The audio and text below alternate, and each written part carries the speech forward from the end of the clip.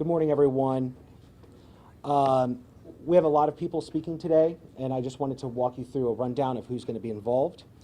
We have Major Janice Buckstruck. She's over force investigations. She helped oversee this investigation on the latter end of it, but was over the SWAT team the day of the shooting. After the Major, Police Chief Robert Tracy will speak, along with Mayor Jones, and then the Board of Education Vice President Matt Davis.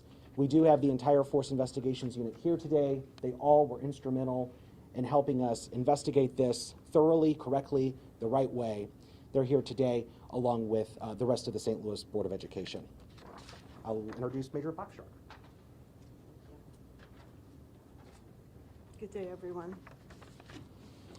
So we are here today because the Force Investigation Unit has officially closed the investigation into the shooting that occurred on Monday, October 24th, 2022 at the Central Visual and Performing Arts High School. I would like to introduce our Force Investigation Unit, and in particular, the lead investigator and author of the report, Detective Tina Williams. During the investigation, the SLMPD has received numerous requests for video, including surveillance and body camera footage. This is something we do not take honor in doing, but we must comply with the state's open record law and release 2 videos that we believe fall under Missouri's Sunshine Law. The 2 videos are disturbing and will likely re-traumatize our community. However, we will follow the state's open record law. On Wednesday, July 31st, we will release these 2 videos. The videos will be posted to the St. Louis Metropolitan Police Department's Sunshine Open Record portal. The first video consists of school surveillance footage. There is no audio except for an audio clip that is very short, and it's the initial police traffic of the dispatcher, radio traffic of the dispatcher advising officers of an active shooter. The first video tracks the movement of the armed intruder throughout the school and is about 9 minutes long. In this video, you will see unarmed security guards who are true heroes.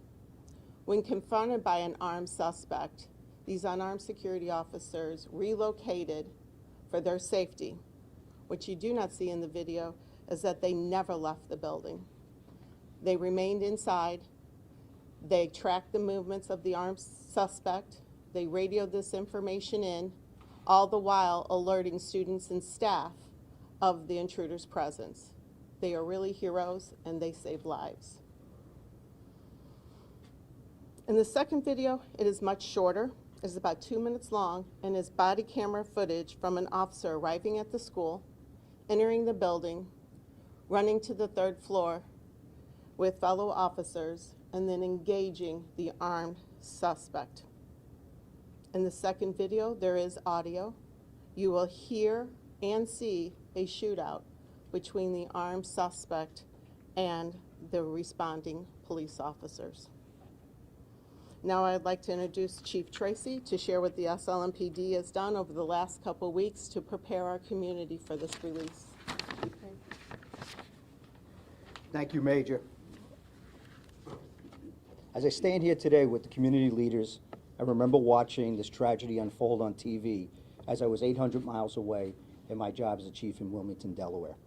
I remember thinking how fast the St. Louis Metropolitan Police Department responded, as well as other first responders, to the active shooter call, and how quickly they located the shooter inside the school, mitigated the threat, and made it safe again. The actions of the men and women of this department are nothing short of heroic, and no doubt saved further lives from tragically ending. The investigative case file is about 700 pages. Lieutenant Colonel Michael Sack, who was the interim chief at the time of the shooting, has overseen the investigation and did a tremendous job that day, him and his team, and actually gave an outline, as I watched, were on the East Coast, and looked at the way we can do things should we have the same type of threat. So thank you, Lieutenant Colonel, for the work that you did, and the men and women, and the follow-up investigation. He closed the file on Friday. I appreciate Lieutenant Colonel's thoroughness and leadership to ensure this shooting was investigated correctly. Based off Major Boxtruck's descriptions, it is obvious the two videos will be graphic and will force many victims and their families to relive this awful tragedy. St. Louis Metropolitan Police Department is responsible for upholding the law, and we must follow it, which is why we're releasing these two videos. But it's not something we take any joy in doing to re-traumatize people. And I also ask the media to please take this into consideration as they do their duty to report out on this event. This will only hurt and re-traumatize our community, which is why I assigned our Public Affairs and Information Division to help prepare as many people directly involved as possible. Over the last week, the families of Alexzandria Bell and Jean Kuczka had an opportunity to review this video. We extended the same invitation to the families who had loved ones shot on October 24th, including the family of the suspect. Late last week and over the course of 2 days, our department coordinated with the St. Louis Public Schools and their school board the opportunity for school staff to watch the video before it's released later this week. We extend the same invitation to the officers directly involved in the shooting of the suspect. We don't want anyone to be surprised or relive their trauma by watching social media or the evening news. During the viewings, behavioral health resources was at everyone's side. This includes crisis counselors, therapy dogs, and our officers' wellness unit. I am grateful for the assistance provided by the St. Louis Public Schools to help make these viewing a safer place for all. We understand this week will be difficult for many that did not have an opportunity to review this video prior to its release. We stand ready to help through various resources provided by the City of St. Louis and the St. Louis Public Schools. And at this time, I'd like to introduce Mayor Jones.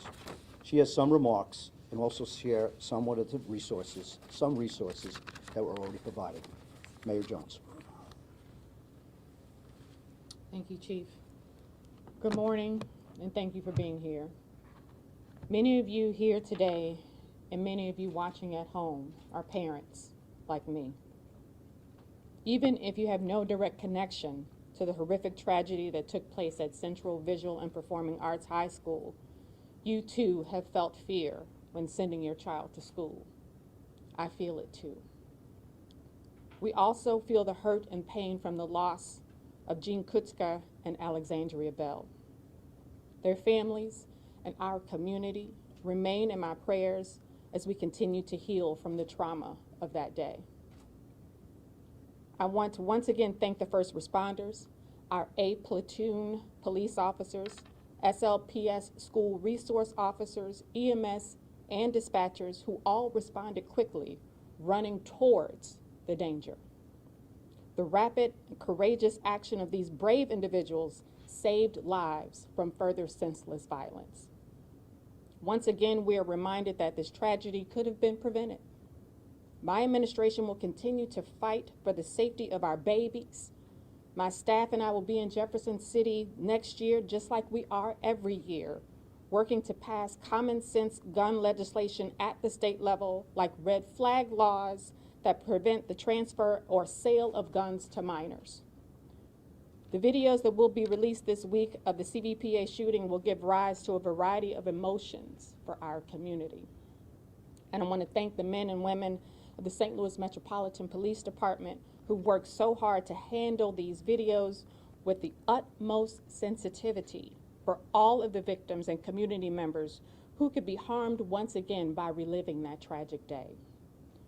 Viewing incidents of violence can cause severe feelings of trauma and anxiety. We must continue to remind ourselves, and especially our young people, that it is okay not to be okay, and help is available. If you need to talk about your anxiety or trauma, please know that there are resources available. You can access the local crisis and suicide lifeline for free and confidential support 24 hours a day, 7 days a week by calling 988. The Department of Health's Behavioral Health Bureau can also assist in linking you to other mental health resources in the community that will fit your needs, including those on a list that will be communicated to you. To be connected to one of those resources, please call 314-657-1585 or email behaviouralhealth@stlouis-mo.gov. Thank you and God bless. And now I'd like to introduce the SLPS School Board Vice President, Matt Davis. Thank you, Mayor Jones. I'm joined here today by President of the Board of Education of the City of St. Louis, Tony Cousins, and the Acting Superintendent, Dr. Millicent Borichet. I want to echo and emphasize everything that the Mayor said. She was right on every single point. Our first and foremost concern and commitment is to take care of the well-being of our students and our staff, all of those who were victimized and traumatized by the events of October 24th, 2022. We are concerned that the release of the video at this time will re-traumatize people in our community, and we know that they've been working very hard on dealing with their trauma, and everybody's in a different spot and a different place. So as the Mayor said, it's okay not to be okay. Dr. Borichet has been working really all summer since before the end of school on making sure that resources continue to be available to our students and our staff, and that those resources are continuing to be communicated so everyone knows that they're available. We also want to just reiterate that we're 3 weeks away from school, and the safety of our students and our schools is our absolutely top priority. We describe it as our moral imperative. And since this event, we have continued to make sure that we learn from lessons that need to be learned, and that we also do everything we can to share those lessons not only amongst our community but with other school districts both in the state of Missouri and across the country. And that continues to be our commitment.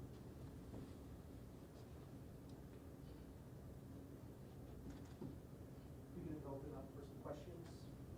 Do you anticipate on releasing the other kinds of records, documents, photos, interviews that were recorded?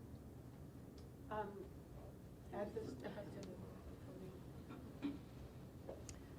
the 2 videos that we will be releasing to our open record portal will be the only 2 videos that we will be releasing. All other videos and documents are part of a closed record and not available to the general public. Sunshine requests will be accepted and reviewed as they come in. What about the full 700-page report? Is there a timeline for the release of that? Yes, that will be released to the open record portal, but it will take time for the redactions to take place. So there are many different aspects of that 700 pages that has to be combed through by our legal division, and redactions have to be made. So that will take some time, probably at least a couple of weeks. Can you explain why now? What caused the investigation to be closed last week? You want to talk on that, sir? Completed. So it was closed when the investigation wrapped up and the report was completed and signed off on. So that happened last Friday. Have there ever been conversations about, speaking of trauma and things like that, about if we do have another tragedy like this, trying to release some of the records or video sooner, or working with that so that it's not being almost 2 years later?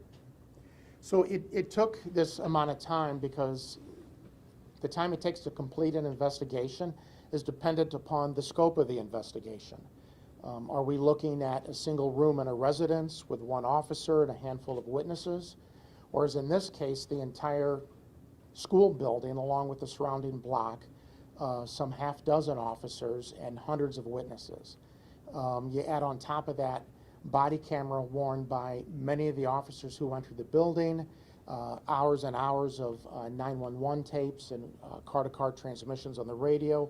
All those things have to be reviewed, and Detective Williams did an outstanding job pouring through every single aspect of that. So it took quite a bit of time to do that. I think your direct question is, will we do things differently in the future? I think that's a question for the chief to touch upon, but I know we have had discussions within the Sunshine unit and the legal unit about how we could put stuff out there, maybe to give some information to the public, but that's, I mean, some agencies do, we have not. That'll be a decision that'll have to be made, certainly in concert with our legal unit and our Sunshine Unit. When you talk about, And when we look at those things, we also have to, we don't make the laws. State legislators and lawmakers make these laws. Different states have different laws. That's why you can see things done differently in different areas of the country when things are being released. I've certainly worked in 4 different, this is my 4th different state. I have to abide by the laws. We have to abide by the laws under investigations when we can and cannot release things. We have a Sunshine unit or a FOIA unit in different places.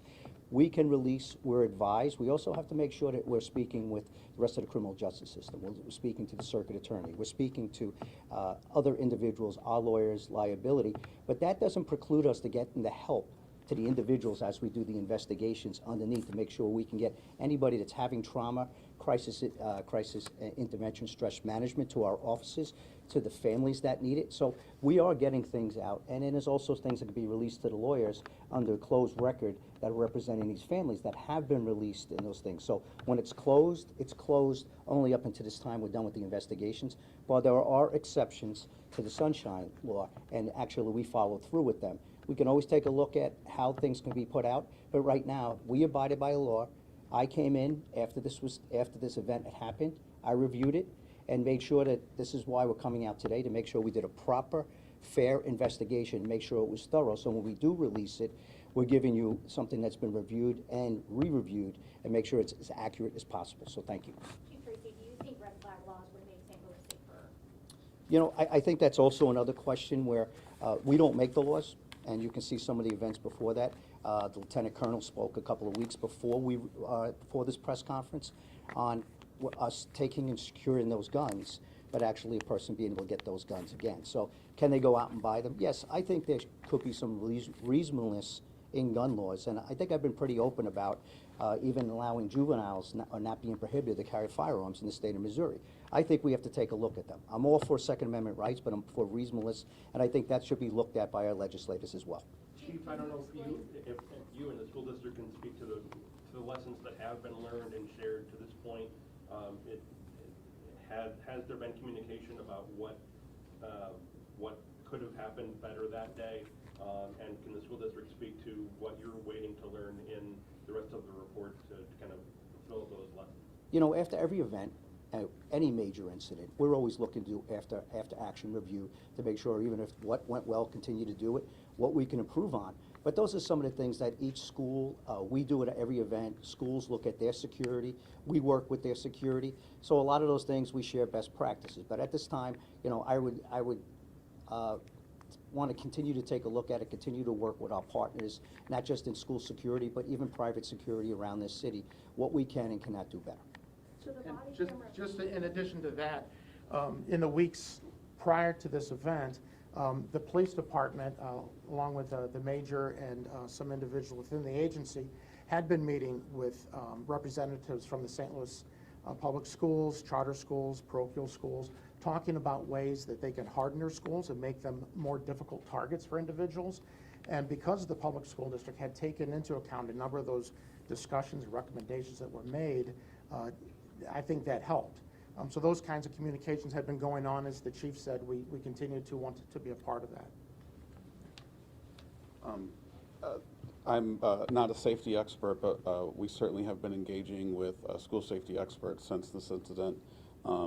Now that more information is available, we've undertaken an additional review to make sure that once we review that additional information that we've covered all of our bases. We have national safety experts led by Dr. John Nicoletti, who's been a threat assessment and threat mitigation expert for school safety, consulting with us and leading a team to look at all of that information. If you go back to December of 2023, the school board approved over $1 million in improvements just for that facility, $750,000 for doors and safety equipment, in addition to architectural assessments to see if the design of the building can be changed. That still continues to be underway.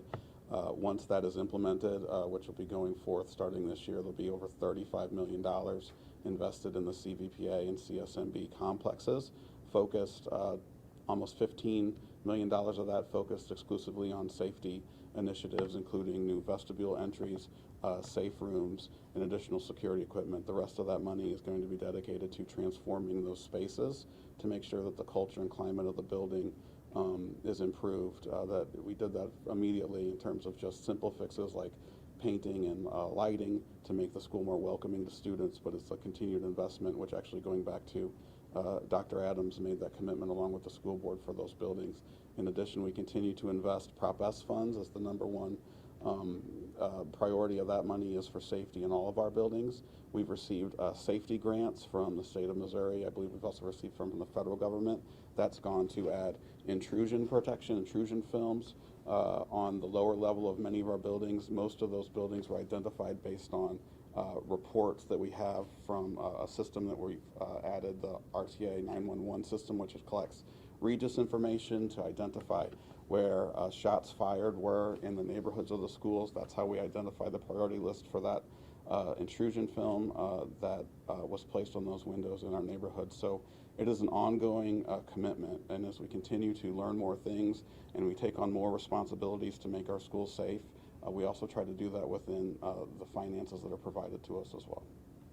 Can you talk about the security officers? Are they armed now? The procedures are the same as they were before. We have a unit that is armed. They are called the Mobile Reserve. It's about 20 officers that go between schools. We haven't changed the policy in terms of the school-based officers who are there throughout most of the day are not armed, and that has been an intentional conversation that we had. We revisited it after this. If you go back to the remarks from the special agent in charge of the FBI, that question was asked to him extensively, should we change those procedures, and the recommendation was no, that on a day-to-day basis that we strike a balance that is necessary really to make sure that the school environment is the most productive for learning and safety. I can tell you that we have added training for our security officers, over a dozen training different modules over the last year to make sure that really every aspect of what could possibly occur in an incident like this is covered, from a threat assessment, threat mitigation, all the way down to first aid, stop the bleed training. Even our food service workers have been trained in emergency operating procedures at this point. That's true. So can you talk about who, I know you mentioned the families have had the opportunity to view the video, or it was mentioned the families had the opportunity to view the video and others had the chance. How many people kind of took advantage of being able to see the video, and are you able to share kind of the reaction to viewing that moment? When we knew that sometime probably over the summer that the video was likely to be released, we did go and meet with the staff before they went home for summer break at both of those schools, and that was when many of them, some of them expressed a desire to see it. Others had no interest in seeing it. Others were very adamant that they didn't believe it should be released at all. Dr. Borsche has an answer about how many people took advantage of that. Good afternoon. It has been approximately 35 to 40 who have taken advantage of that. And then roughly how many, is there a percentage of the staff at the school at the schools that represents? Approximately 10 to 15%. So the actual body cam that we're going to be seeing, is that from the first officer on scene, or where does that officer fall in the response? So the video, the first video that has no audio, you will see the initial officers that responded, and it ends at that point. The second one is one of the officers that is arriving, and he is one of the first 10 or so officers to respond, but there were other officers at the door as he arrives. So, but his is the best vantage point that we felt was the best body camera footage to put out. When you have several officers, it's always choosing the one that best shows all the activities. So he is one of the first 10 officers to arrive on the scene, if that answers your question. Did Can you the family speak of to the how- shooter view the video, and how would you characterize their reaction to it? The family did view the video, and they were re-traumatized. That's how I would say that. They were re-traumatized and supportive of the community. Can you speak to how long it took officers to clear the school building that day, and at what point EMS were allowed inside? So, I don't want to get into timetables and specifics, although I was there. So, I can tell you EMS arrived, the actual EMS went in to address a victim almost immediately with the escort of an officer upon their arrival. And, but they had to be brought to a location to be escorted in, and then, so they would know where to go. And also the suspect was brought out for medical attention, if that answers your question to the best. Any other questions? In terms of 911, how did that play a role in that day? It's my understanding that high priority calls can be evaluated. Do you know, did that happen, and how does that work? You're looking at the, Yeah. good morning. Before I respond to that, I want to make sure that I pass out my prayers for the family members. I know this reopens some wounds, and I know it's difficult, and they have been going through this for a year and a half. So I do want to put some sympathy there. Your question was about 911, and exactly what would you like to know? With evaluation, so it's my understanding that a high priority call can be evaluated. Did that happen that day, and how does that process work? Okay, I wasn't here then. I don't know if it happened that day. I do know that at 9:15, EMS received a call, and at 9:19, the first supervisor was on the scene. I have not seen the rest of the timeline to see how that fits in. And that first supervisor had made contact with the incident commander there. I think the call for that the perpetrator was down was at 9:25, so EMS was on the scene. Okay. Will that timeline be part of a public release? Which timeline that I just spoke about? Yes. That can be determined at a later date. Chief, can you talk please about the gun law or the state law that you're talking about that doesn't allow you to release videos? Anytime we have an investigation or a criminal investigation, it's a closed record until we're done with the criminal investigation. There's plenty of times before me, and also when I've been here, I've talked about criminal investigations being completed. You know, I have to make sure I'm talking with our Sunshine Unit, our lawyers. I have to make sure that, although it's up to the police chief to release these videos, but I have to abide by the legislative laws. And at the same time, I also have to make sure that if it's a criminal case, I'm also speaking with the circuit attorney and their people to make sure that we're not tainting a jury pool. We've got to make sure what video's out there if this is something that might compromise an investigation.